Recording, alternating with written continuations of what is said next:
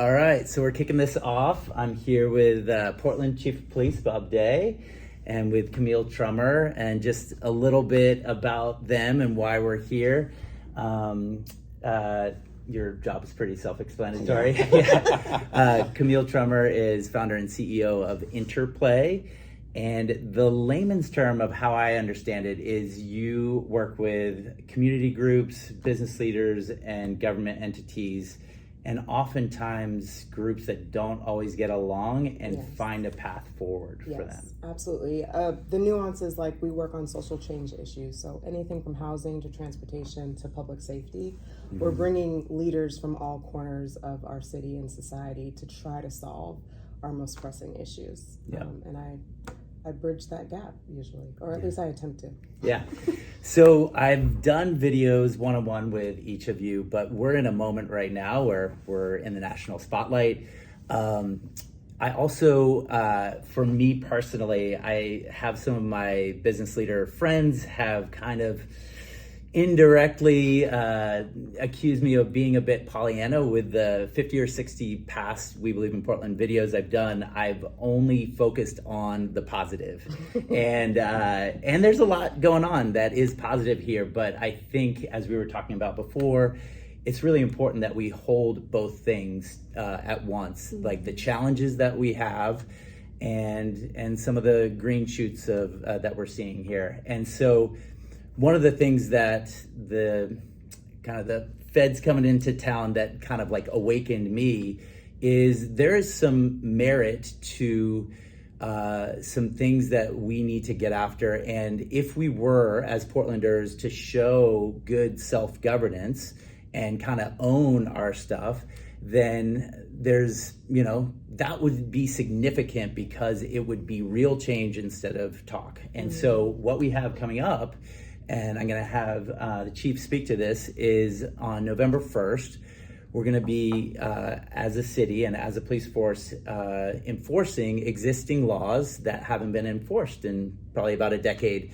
And that involves no camping on sidewalks, no open drug use, and things like that. So I just wanted to open it up of like, how's that going to work? And what are you have a lot coming at you right now, but and thank you for your service, because you have been doing a great job and you have a great reputation, as Camille and me and other leaders can attest to. So I just, it's got to be hard in your shoes right now. So I just, lay it out for us. We're a couple days away from November 1st. So what does that look like? Yeah, well, first of all, it kind of hurt my feelings that you bring me on when it's supposed to be negative. So there's a lot of things positive that are happening. But, the mayor and I have made it clear that, Portland certainly has its challenges and have not shied away from that. And that's borne out in the statistics and the facts on the ground, and really the humanitarian crisis that we're facing as a city. And I'm really encouraged by the mayor's effort and really dogged focus on ending unsheltered homelessness. And he's really made an effort to move forward around finding enough shelter for folks. And part of this process does involve a level of accountability for those that are living outside. And we are certainly not leading with law enforcement in this conversation. We are doing a tremendous amount of outreach work. Cities hired additional outreach workers. We partner with community business organizations. A lot of different folks are in this space partnering with law enforcement. But policing is part of this. And for those that do not want to take advantage of services, those that do not want to engage with the opportunities, then there could be an enforcement component to it. Now, it's a big city. It's a big ask. It's not going to happen overnight. But the mayor is getting his shelters online so that when we require somebody to move, then they are going to have an option. They're going to have choices that they haven't had in the past for places to go. And if they choose not to engage in that, then there will also be consequences. We will be serving warrants, for example. If we contact somebody and we determine that they have a warrant, that warrant's going to get served. They'll be taken into custody. If there's criminal behavior occurring, upon contact, we're going to take enforcement action. Now, we're doing that in conjunction with the courts, with the district attorney's office, and with the sheriff's office. This is not intended to be punitive, and we are looking for ways to, once a person is in the system, to maybe reduce some of that impact that we know the criminal justice system can have. So this is a very holistic approach that's being taken, from outreach, services, enforcement, partnering with the county, But it is a shift, as you mentioned. It is a shift, and it's well timed as we begin to really raise the expectation of all Portlanders. So, and there's 1,000 new shelter beds. So, just taking a specific example, because there are, like you said, there's a lot of nonprofit groups doing outreach in these communities, whether it's Night Strike or We All Have a Name or others. And so, if you were to not confront, but come upon someone who is breaking the law and maybe is homeless, then you would give the first option to get to a day or night shelter, and then if they don't take that option, so there's like a decision tree process. Well, in everything that law enforcement does, there's discretion, right? And so that's really important, that we don't limit the officer's discretion, right? And we want what's best for the individual and what's best for the community. And those are difficult to balance at times, but that's the role that we play. So there could be a need for enforcement. There could be an alternative that we could direct someone to. The key is that we're trying to provide them, an off-ramp for that behavioral change. But we need to make adjustments in this city. We need to address this humanitarian crisis on our streets. And it needs to be all of us. It's not just going to be the police. And there are many organizations, and this is what gives me hope, is there are already many organizations that are in this space, as you've highlighted. Yeah. And we have tremendous amount of compassion in this city. And I think that we're poised to be able to make this shift and do it in a humanitarian type way. Great. So Camille, you have your ear to the ground to a lot of different groups. And I think your perspective is really key to talk about. We haven't done this for a decade. This is kind of getting back to basics of governing our city and having the enforcement of laws, but there may be a pendulum, like some pushback, and the pendulum has swung really far, and is a lot of people worried it's going to swing really far the other way. How can we navigate this, and what do you see as a way forward? Yeah, I think that there's a lot of Portlanders that are grappling with the complexity of feeling hope and concern, right? When the pendulum swings, that means specific impacts for specific populations. And I think that what I'm urging my fellow Portlanders to consider is this idea that we can have accountability with compassion, right? That our community members that are in crisis deserve and should have the right to exercise the ability to get services before handcuffs, right?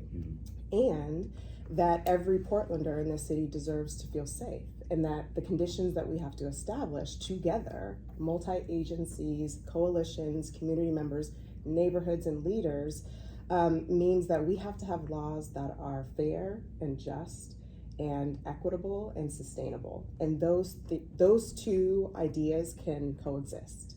And I think that I've heard from a lot of community members that they're either on one side of the aisle or the other. And I think for Portland to truly model urban recovery, we have to get really comfortable with the idea of coexisting with accountability and compassion. So I think that's the way forward. And it really is up to not only our elected officials, but leaders from all corners of our city to come together to figure out what the how of that. What does that actually look like? We can talk about it.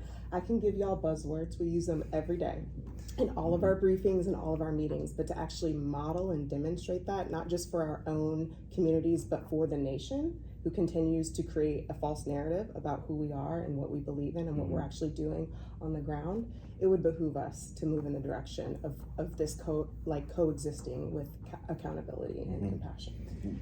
So I guess this is for both of you, but a lot of Portlanders like myself 3 years ago feel paralyzed of what can we do? Yes. And some of us are allergic to just being around yet another round table and talking and talking and talking some more. The thing I love about November 1st is it's action, it's happening, and there are partnerships between the police force and community groups and nonprofits and businesses and things like that, and that's beautiful. But what can the individual citizen do action-wise to, I guess, volunteer or what do you all see? Yeah. Do ride-alongs? I don't. Yes. I mean, do y'all do that still? Yes. Okay. Yeah, all right. absolutely. Oh, and we forgot to mention your husband and your parents Yeah. are all police or were police officers and now Yeah. are. So. Yeah, my parents were the first class cohort of Black police officers in the 80s, and my husband is currently a police officer.